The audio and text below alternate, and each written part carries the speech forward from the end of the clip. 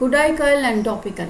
The distribution of the types known as conical, umbrella stone, and topical hat cap hood stone is restricted to the state of Kerala, especially to the laterite abundant district Kozhikode, Malappuram, and Thrissur.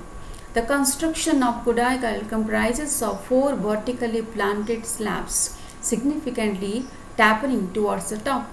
A well-dressed hemispherical capstone is placed above them. Their external shape resembles an umbrella or a mushroom.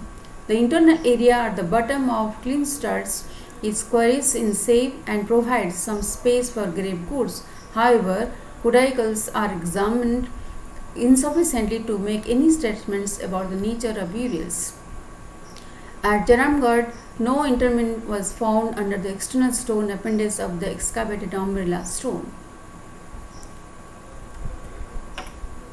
The other type, called topical, consists of a burial pit covered with a hemispherical laterite capstone resting directly on the ground. They are nothing more than lids placed over burial urns. The only difference between ordinary urn burials provided with a flat slab is the shape of the capstone and its emergence above the ground level, which makes the grave as a memorial stone. At Jaramgarh, one of the few excavated sites suggests that only headstones were proper graves, while multiple hood and umbrella stones were symbolic. A subtype called a multiple hood stone is known from Jaramgarh, where the number of clinisters is larger and their tops do not converge. Therefore, the manner in which a capstone was placed cannot be concluded. Dolmens. Dolmens are formed by stone slabs or boulders arranged according to a square or rectangular plan. The whole construction remains uncovered by the ground and is topped by a capstone, in some cases covered with a heap of cairn. Various types of burials were reported from inside the dolmens, such as seats, sarcophagi, or urns.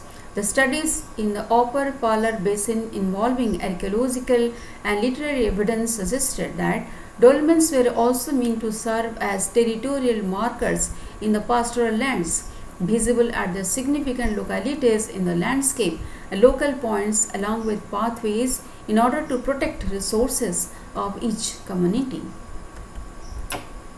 Menhirs.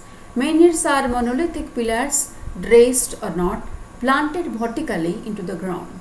Their height ranges between 1 meter and even 5 meter, but usually does not exceed 2 meters. Their function is essentially commemorative as they mark a nearby burial. There are instances where no funerary remains were recognized in menhirs vicinity. In such cases, it could serve as a cenotaph. Series of menhirs placed in rows are known as alignments. They consist of parallel lines of standing stones oriented to the cardinal directions. The most elaborate composition of menhirs was attended by erecting 2 or more rows of parallel alignments, which is known as avenue. Anthropomorphic figure.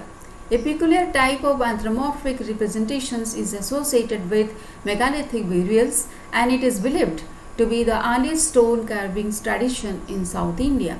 It may be treated as an extraordinary form of menhir. The figures are portrayed in a simple and symbolic manner without depicting most of the sensory organs and lower limbs. The differentiation between ventral and dorsal sides as well as the sex determination of the statues is impossible in most of the cases. However, in a few instances, female features were observed. The ethnographic studies revealed that this kind of statues represent mainly the ancestors and rarely the god of tribal people. Stone slab circle cairn. A stone circle is one of the most frequently encountered lithic appendages. It is made of huge trays or round-dress boulders arranged in a circular manner around the proper grave. The number of stones and the diameter of the circle vary.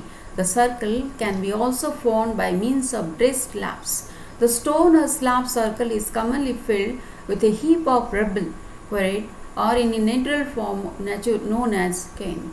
The cairn Packing is provided over the proper grave, most probably for a protective purpose.